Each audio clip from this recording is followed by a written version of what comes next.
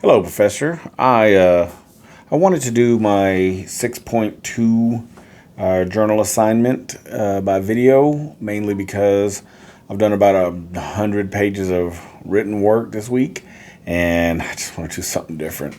I got my rubric here, so I'm going to try to follow it, everything. Plus, I got my new ring light, as you can see by my eyes. So I thought it'd be kind of cool to do it this way. So let's just kind of I'll start out with first on the personal consumption. Summarize the ethics of your individual consumer choices from a personal perspective. Me as a consumer, not just ethically, all the way around, where I shop is as important as what I'm shopping for.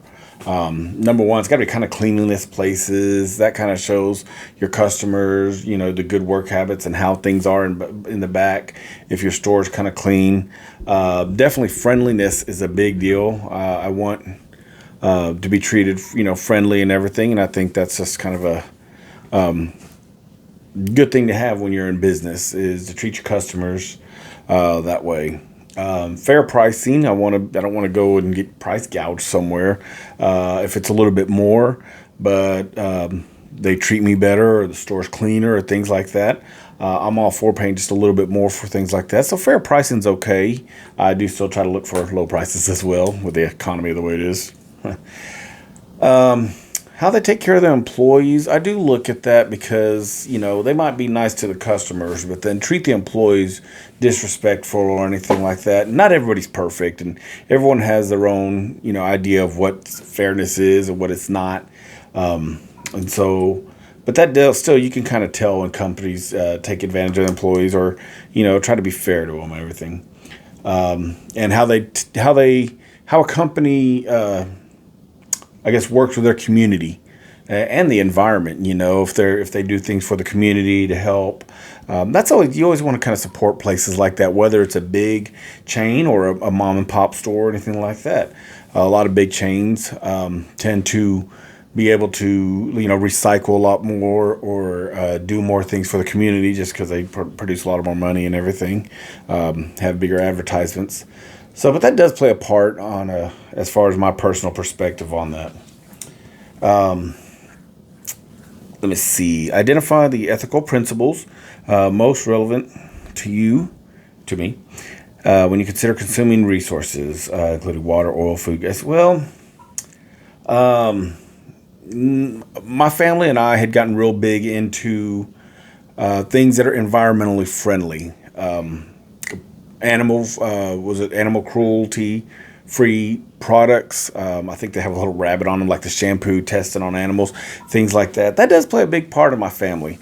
So we try to shop at places where we know that they're doing things like that. Animals are a big thing with my family. Also, anybody who's been involved with kind of like overseas, what they call sweatshops and working with kids, making the child labor stuff. We don't like that at all. I'm real big, because my degree is child and adolescent psychology, and I look after kids, so that one's a real big one with me. Also, like I said, environmentally friendly. The place I normally shop at, the place I normally shop at is Walmart. Not and for many reasons. I used to never shop there because of the bad rap they had. They just were so bad. It was all about just the money to them. It wasn't until later on that they became more sustainable and started looking at that, for many, many reasons, mainly to keep the customers and everything. But that's one of the things, the ethical principles that I look for. Sorry, kind of going off a little bit. Is, the things we buy from there. We want to make sure that they take care of things. I know Walmart. They're looking. I know I was reading that they're looking to have zero emissions by 2040, and they recycle all their boxes. I've been around the back and seen them recycle. Things like that play a really, really big part when we decide where we shop. I know it sounds funny, but that's the way we are. Just, I guess, being older, I do look at things like that. Describe unethical dilemmas you've encountered when consuming resources. What were the dilemmas and what did you do? Oh, let me go back on here. Oh, real quick, going back on, I'm sorry, my last one. I'm sorry, ethical principles. And one thing that I liked about that was that I found out that Walmart does with their bad food. They, instead of just trashing it, because I think my discussion, I know I read in there and put that the landfills are filled. 25% of the landfill is from food waste. Well, Walmart actually, with their bad food, instead of throwing it away, it gets converted to animal feed or in compost. So that's a real big thing that I liked as well. Like I said, answer number 3, the ethical dilemmas. Walmart has like I said, it has a rep of driving small businesses away and shutting them down. And when a Walmart goes into, especially a smaller community, it does kind of push it puts a lot of pressure on the mom and pop stores. And so that's a real big ethical dilemma that I have an issue with. Also, some of the products that they sell through there, really concerned about the quality and safety measures of them for the overseas products that are manufactured overseas and produced overseas. You don't always get know exactly what they're doing with that product, how they're doing it, things like that. And so I want to make sure that we try to ethically do the right thing there. So what I do is I still shop small businesses. I do shop Walmart a lot, but I do try to really shoot for small businesses as well when I need to. Once again, I'll always try to help out my community, things like that. Cleaners, even just small things, even small groceries or anything. I don't need to always go to there. I can go to small shops and still support them. And word of mouth plays a big part in that with small businesses. So that's what I do there. And also I've kind of went gung-ho American. And so I do try to buy American products as much as more than like overseas products if I know. I really do. It's just kind of something I've always tried to do. I didn't always do, but I've always done lately. I don't know. It's just kind of something I've always done. Like I said, but going about the overseas products, you just never know. Number 4 was explain what you think about the global impacts of any decisions that you make regularly. Well, the global impacts that I make personally here and everything is recycling. One of the big things I think I make a good impact on is we always recycle here in my home, whether it's plastic bottles, whether it's anything like that. Here in Arlington, they made it easy for us. We have a recycling bin and a trash bin, and so they've made it real easy for us. So, and like I said, me and the kids, I say my kids, we have 3 at home. We've gotten real big into making sure that we recycle, do things like that. As far as my wife and I, we've gotten better at not over shopping. We don't go over there and buy, $400 worth of food for the week, and then half of it goes bad because we didn't use it. We've gotten really good about buying what we need for the week, and freezing a lot of things like that. We were, like I said before, we were putting things in the freezer because we wouldn't use it, and then it just goes bad anyways, and then we just throw it out. And so we quit doing that. We try to really help out our community and our the world, or make a global impact by that. We quit over cooking. We were cooking so much.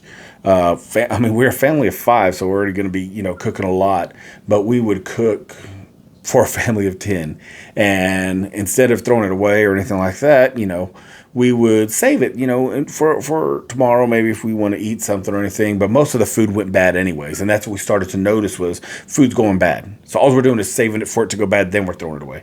That's no better than just throwing it away, right after we've made it.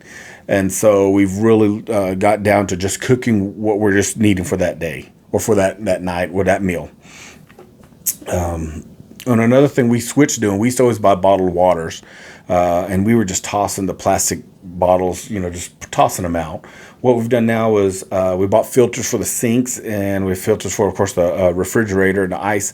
So that's where our water comes from, is right there. We use glass bottles that we use, and we have lids on them. We just constantly use those. It is greatly reduced a lot of the plastic that was going through my house. And I'd like to, so that's why we did a lot of global impacting. And it's like I said, it's a small part, but it's something we've tried to do to do our part for it as well.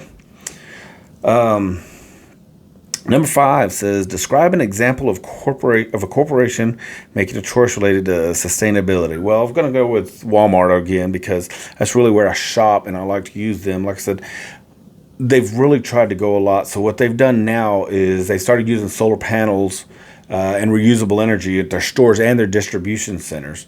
And that right there will cut the cost of, electricity and the fossil fuels that are being used, which we're always trying to, get better at and do.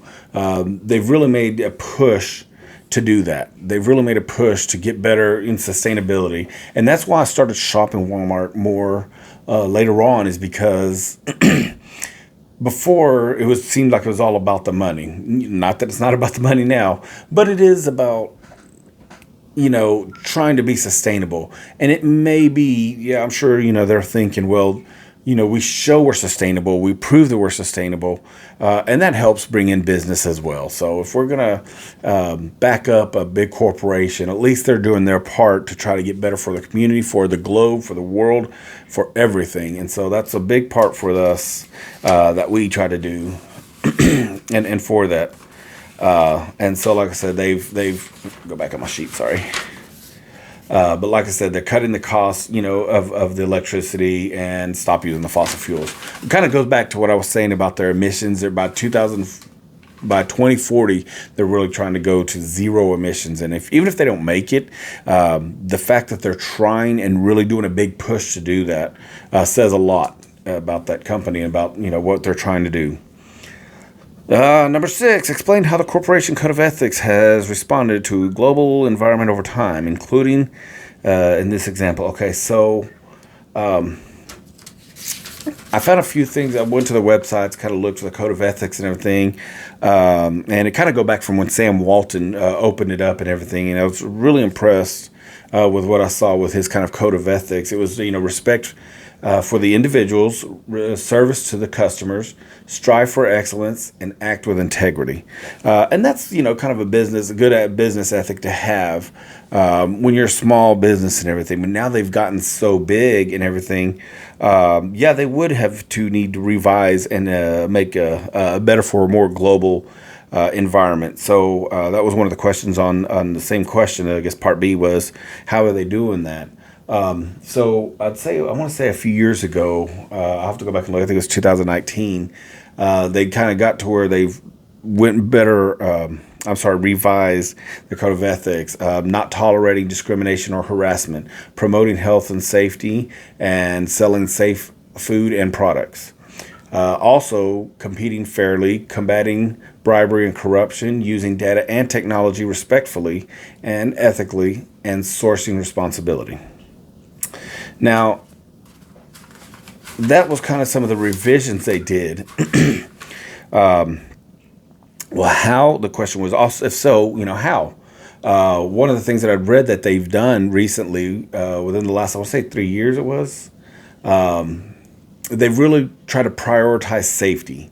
They started gathering data and analyzing it as far as safety and how the safety employees, everything like that. They invested in new protective equipment for certain employees in their manufacturings. They've enhanced the safety mechanisms for their machinery, and they've improved safety training for all their associates. And I think that's a real big one on my book because I managed a lot of restaurants before, and one of the things was the training for associates is probably the most important as far as the safety training. And it's a good, ethic to have is train your employees. The better you train them and the better trained they are, the better they're going to do, especially with safety. I mean, not just including safety, but everything. The safer they are, the safer they're trained, the safer they're going to promote that. And it's safe for them, safe for the customers. I'd read a story a long time ago that happened at a Sam's Club, which is, Walmart owned, and that opened up in Abilene, Texas, where I was from, and they were using a forklift to load up some stuff on one side of the aisle, and they'd pushed over another forklift, and it had smashed somebody and actually killed them. So things like that, they've really kind of upped the safety measures and all of that. But like I said, number 1, the training. Number 2 is the safety measures of blocking off aisles, doing things like that. They've also reduced corruption risk. How? Over the last 3 years, they've reduced the number of third-party intermediates they use for service, allowing for stronger third-party relationships in return. Now, I like that because Walmart just doesn't always sell their products. They use third party. And how can we trust that stuff? Ethically, how can we trust anything like that? How can they sell stuff that they don't, know if it's going to be good or bad? By doing that, we know for a fact that Walmart's did their homework. They've done it, and they're ethically trying to sell us products that are really work for us, and it's something we're buying that we want to buy. So I think that was a big one for me as well. I apologize. I know it said to be 2 to 5 minutes long, but you wrote a lot of questions, so I'm blaming this one on you. So hopefully, like I said, I've done everything on my rubric. I've answered kind of every question. Hope so. If not, let me know, please. I try to be clear. I will cite this information written in there as well, so I'll do that as well. So other than that, I believe this has finished my assignment. Like I said, I will cite that in my paper. So other than that, I think I've done everything. So if I have any issues or anything, please let me know. If you have any questions, hopefully this video came out well, and hopefully you're doing well as well. So a couple more weeks, man. Let's get it through, and I'm going to try to finish strong myself. So hopefully you can get through it as well. All right, you have a good day.